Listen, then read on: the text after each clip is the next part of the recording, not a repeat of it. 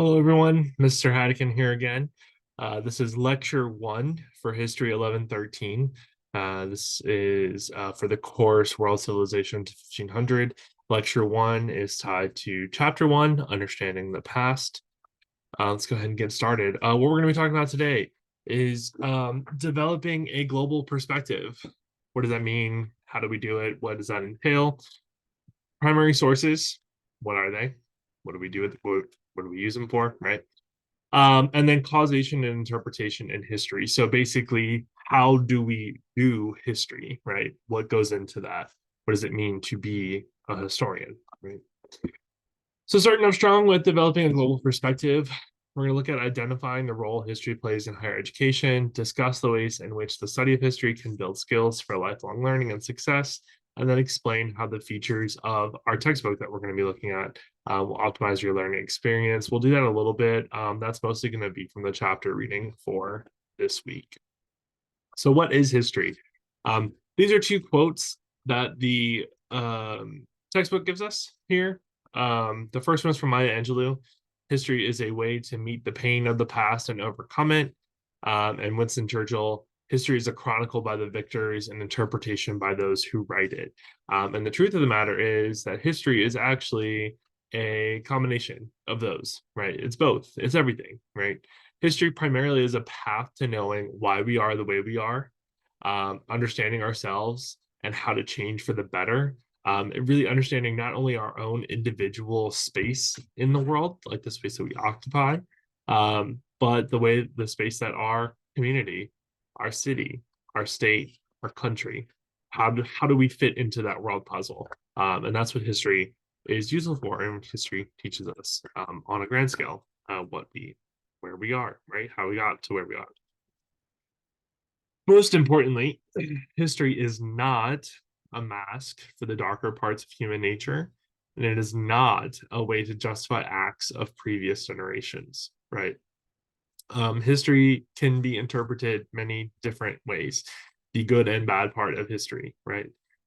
It can be used for less than good reasons, right? It can be used to accomplish bad things, to cover up things. And so the primary task of the historian is to try and shed light on those things, right? We shouldn't be afraid of looking at our past and confronting it, right? That's the only way that we're going to get better and move forward. So the historian's task is to review sources with as little bias as possible. We'll talk about that a little bit later. To paint as clear a picture as the sources will allow, and attempt to find the voices of those we may never hear from. So the historian is the kind of official for for the story of the past, right? They are the people that we look to as experts in the field to tell us what were the Romans doing, why did the Romans expand, what was going on in Africa during this time, right? And they are able to tell us those things based on reading and finding and interpreting the sources that they find, right? And again, we'll talk about those sources a little bit later.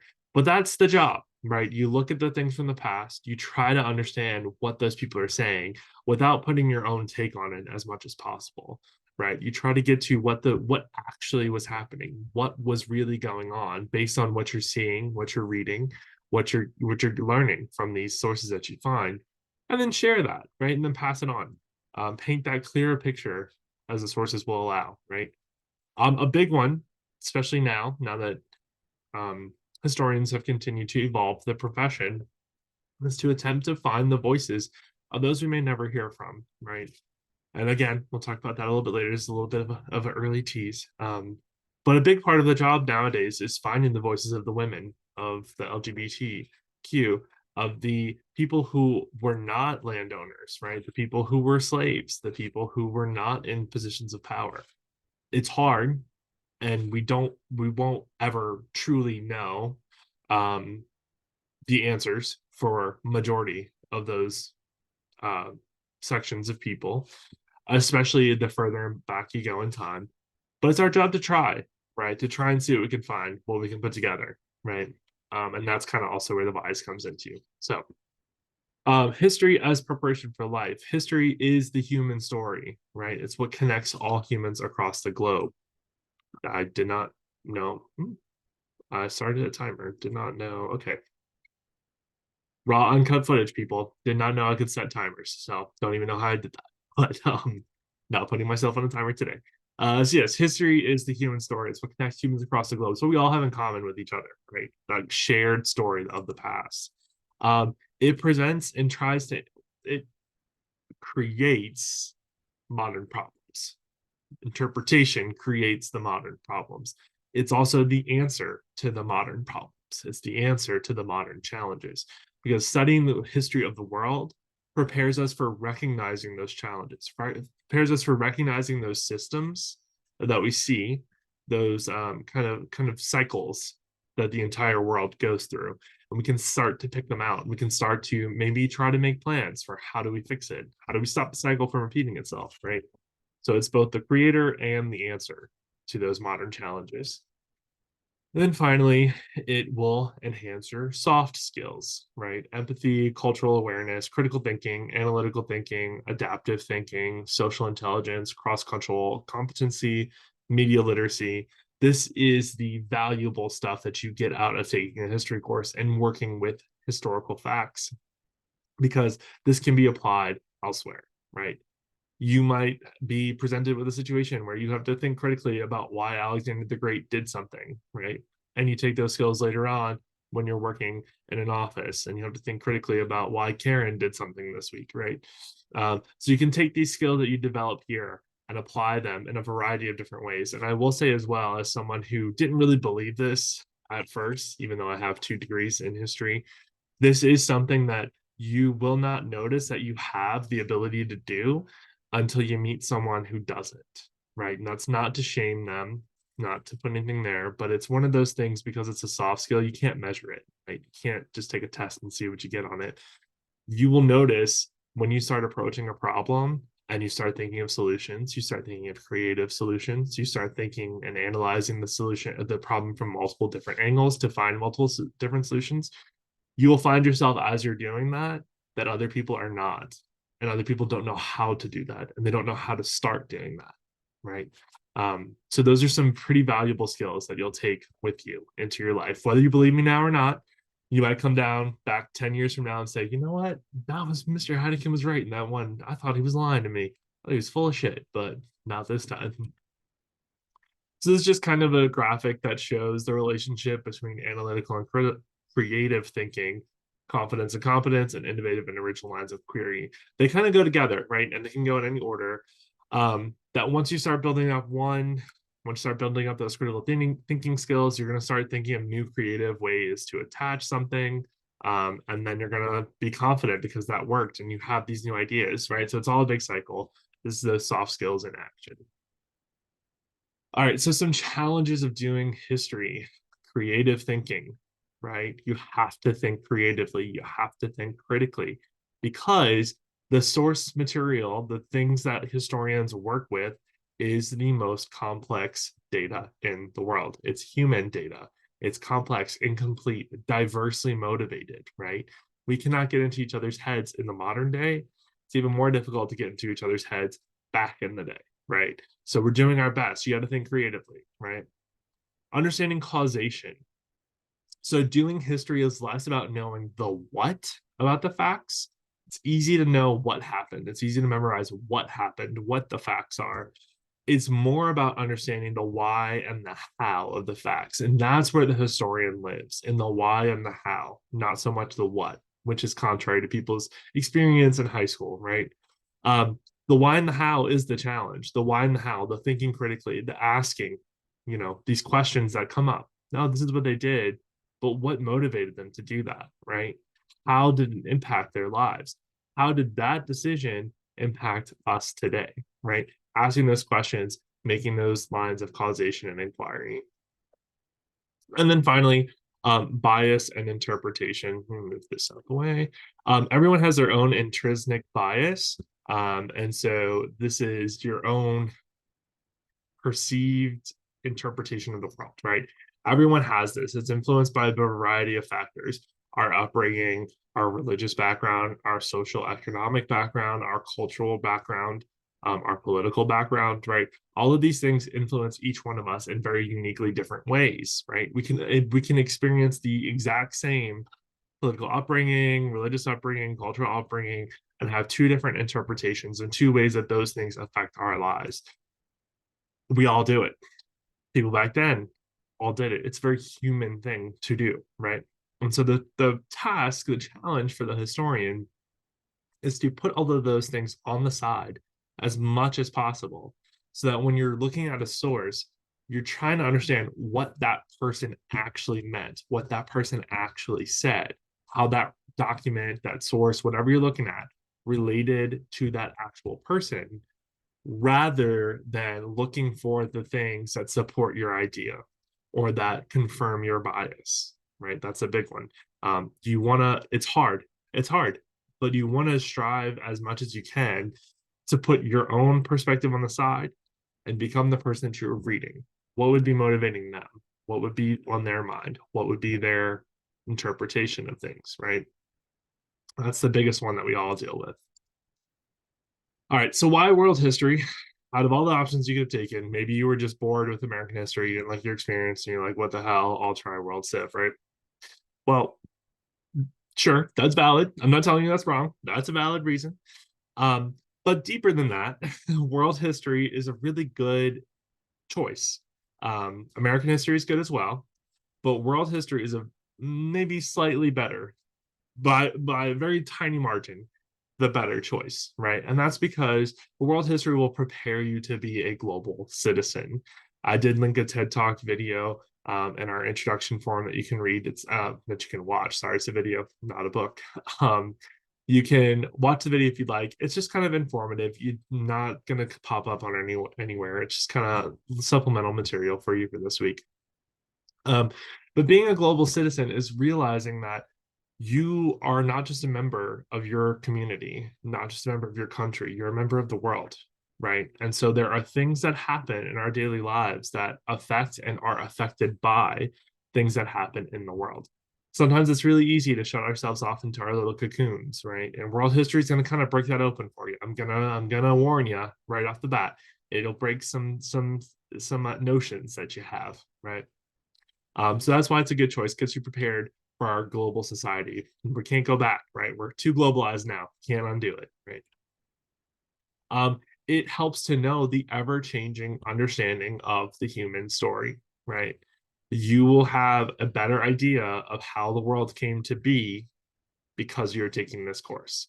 You'll have a better idea of why you are physically in the location that you are now because you've taken this course, right? So it plays into that understanding where we're at, where our interpretations, where our biases come from, right? Knowing the past to combat modern problems. Again, that critical thinking, right? This is applicable in many situations. Knowing how we got to a place, knowing why decisions were made the way that they were made, will better prepare you to understand and know why the world looks like the way it does today, right? And then finally, our place in this world, right? Your individual place, right? Helps you to understand that, helps you to understand how you fit into that global society as well. All right, second topic, primary sources.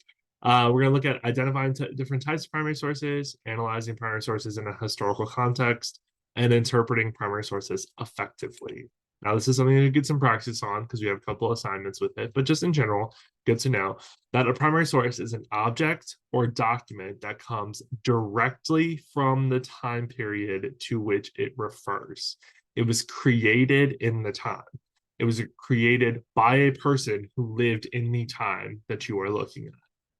It is the most valuable kind of source. It's more valuable than other sources because it is as close in time to that period that we're studying that we can possibly get, right? Oops, went too far. So some examples of primary sources: government documents from that time period, menus from restaurant from that time period, diaries and letters, musical instruments and songs, photographs and portraits drawn from life, right? So not necessarily always, right? Portraits of a bowl of fruit on a table, more so portraits of people, right? These are all examples of things that are created in that time that help us to shed light and understand on what was going on, what were people talking about, what was important to people during that time period that we're studying. The other kind of source we get is a secondary source. This is one you might be more familiar with. A secondary source is an object or document that is written or created after the fact, later in time, right? By someone who is not from that time period. It is critical. Secondary sources are very important to our understanding, right? It gives us the historical knowledge and serves as a starting point for deeper research. Some secondary sources are a 20th century biography of an Egyptian pharaoh, a map drawn in the 1960s to identify battle sites of World War II, a museum curator's blog post about the achievements of the Ming, right? So these are all things that are created later to talk about a source or a time period before. Most history books that you're going to get off the shelf are secondary sources, right? So it's something that gives you that information, right? That you are starting here. You are starting at the secondary source to get that context, to get that information, so that then you can start your own historical question and line of inquiry and go back to that primary source and start your own line of research, right? That's kind of the timeline that happens there. Primary sources are not all created equal. Technically, the way we classify history and civilization is that history and civilization start with the invention of writing. Okay. There are many, and we'll see as we go through, but there are many civilizations that exist and are functioning, highly functioning, that never have a written system of language. They are considered pre-civilized, right? Because they do not have written language. Writing is how we declare that we start history and that a group of people is civilized, right? At least in our context as historians. That word will get thrown around a lot by a lot of different people throughout lots of different time periods of history. But in the context of wondering, okay, when do we go from early humans to civilized humans? When do we go from prehistory to history? It's writing, whenever you have a written language. But there are many pre-writing sources that are useful but are hard to decipher. So things like hieroglyphs, things that are like cave paintings that don't have any writing attached but are just images, right? Those things are incredibly valuable, but they are harder to interpret because we don't know what that person was thinking because there was no written language, right?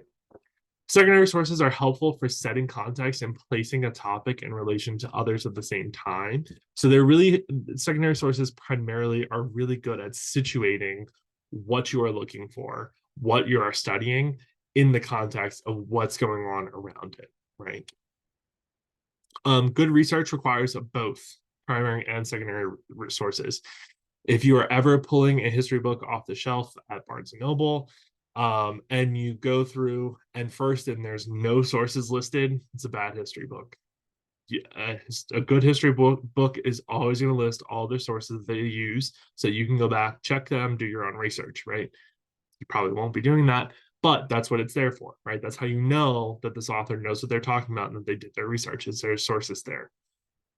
You also want to see that there is primary and secondary sources listed there, right? That can be a little bit harder to tell, but that's what you want to look for. If a historian is writing a book and only using secondary sources, only using books that are written later on, only using journal articles, right? They are never using or a primary source, that's a red flag, right? Because that means that historian is just relying on the words of others and never actually went back to look at the information themselves, right? So those are two things to look out for if you're ever looking for topics to research for, right? Or even just books to read, and you want to make sure that you're getting good, useful information, right? There are four things to consider when evaluating a source. So when choosing a source as reliable for any kind of research or just general reading, the author, you want to make sure the author isn't shady, right? You kind of want to see, it's more with older books. You want to know, is this just somebody who slapped their name onto a title, onto a book, right? And we're kind of coming back around with it with the ability to just self-publish anything you want to self-publish, right? So you kind of want to look at the author, get an idea, do a little quick Google search. You want to consider the audience. Who is this person writing for? Are they writing for other academics? Are they writing for the general population? Are they writing for a particular culture within the society, right? So who are they trying to target? What is their intent with targeting that audience? Are they trying to add to the scholarly research? Are they trying to argue a new point? Are they trying to call out somebody else, some other behavior? Why, who are they targeting and why, right? Who and why? And then the context broadly, right? What is the situation they are publishing or writing this book to, right? Is it a book about Trump that they wrote in 2020 as he's president? That maybe is less reliable than a book that's going to be written 20 years from now from someone with fresh eyes who has no real connection to living in a Trump presidency, right? Say the same for Biden. You can say the same for Nixon, for JFK, for FDR, any of our presidents, right? That's just the most recent topic for us. But you want to understand what's going on when this book is published, right? Who are they targeting? What are they trying to say, right? And then 3 things to ask yourself. What kind of a source is it? Is it a book? Is it a photograph? Is it primary? Is it secondary, right? Who authored the source and why? Who took the photograph? Why did they take it, right? And then what is the historical context? Why is it important? What is this contributing to this research, right? And those are skills that you develop, right? Not everybody may have these skills immediately, and that is okay. This is this classroom. You're learning. It's week 1, right? You'll get there. But these are just some things to kind of keep in the back of your mind as you're looking at research, even beyond historical research. If you're doing research for your science courses, this is also good advice. This is also good information to consider, right, when you're looking at a source. And this is just a little graphic that kind of breaks that down for you. This is also listed in our textbook, so you can grab it from there as well. But again, author, audience, intent, and context.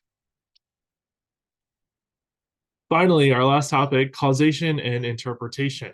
Describe causation as it is used in the study of history, identify the levels of causation, and analyze the role of interpretation in producing an accurate historical record. So, causation and interpretation.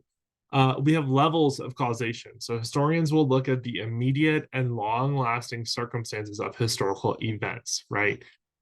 What was the immediate cause of that event? And then what did it cause after that? What led to this event and what did that event lead to, right? And not all causes are equally significant.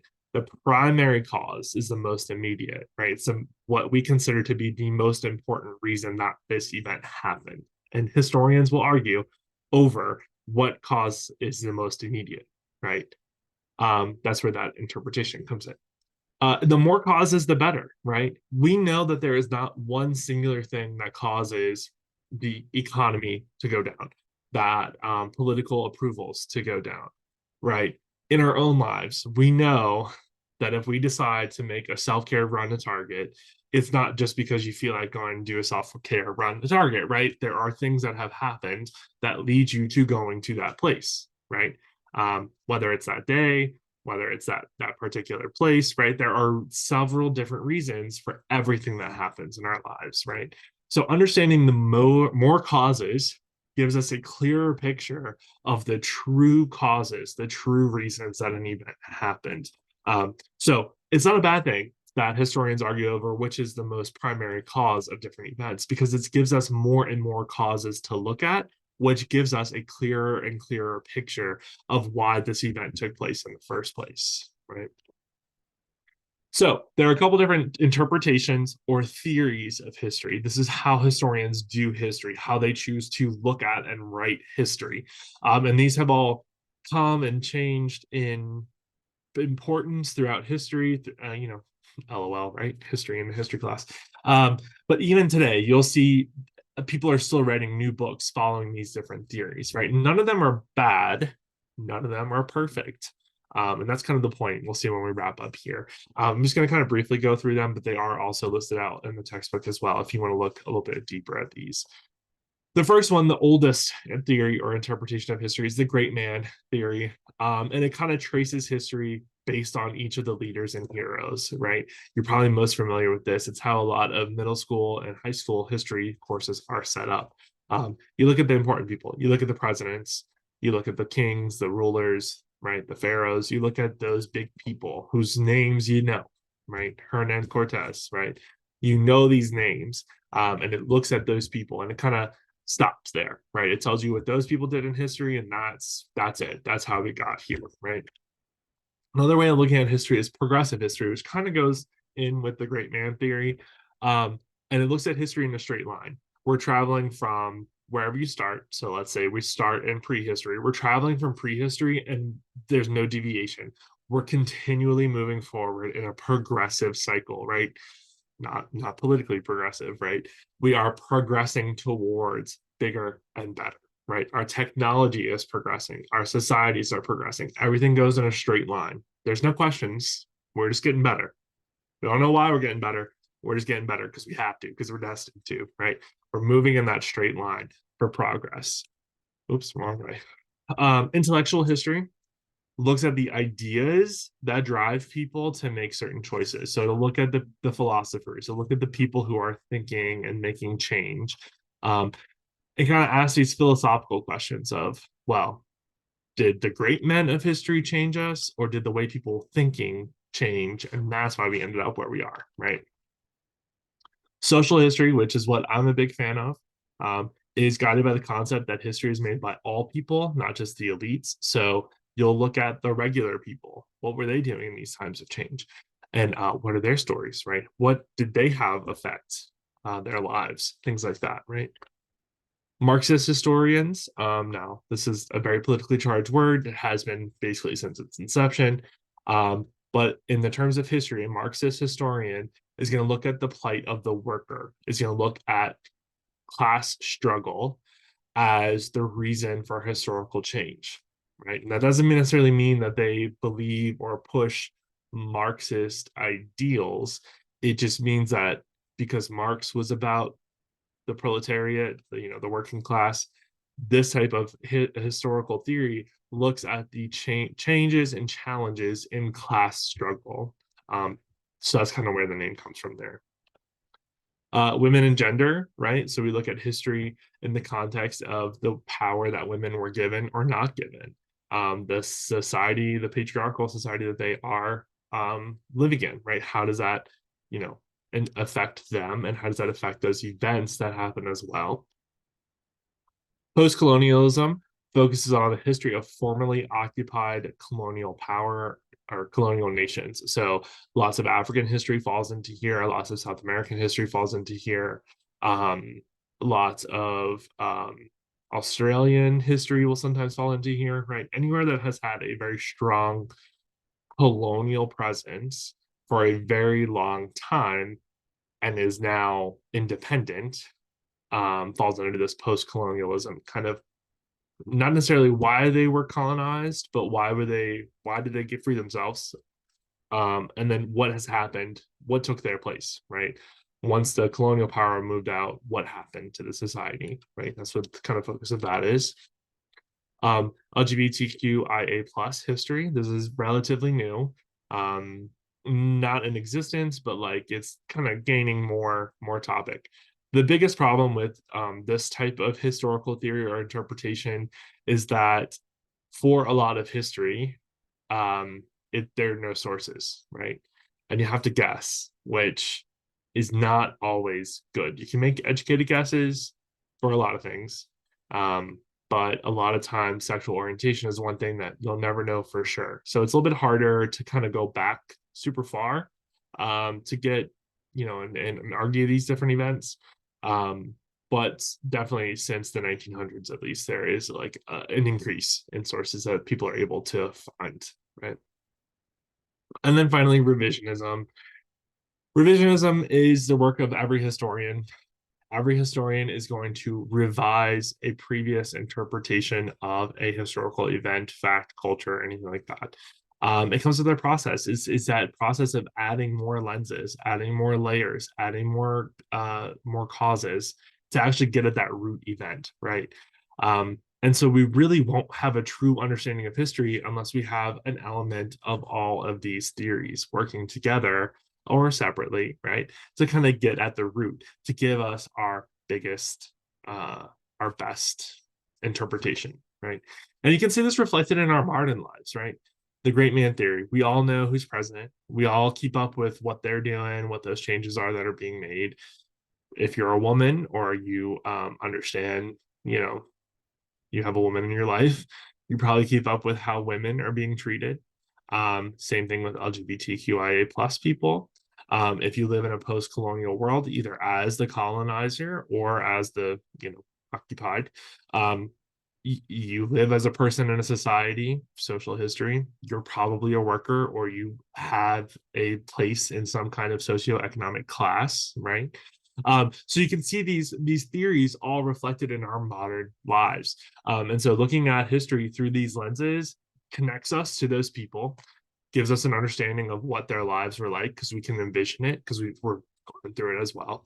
But it also gives us a clearer picture because we know that all of these things are affecting our lives. So all of these things had to also affect other people's lives, right? And all of that goes into that kind of idea of revising for the better.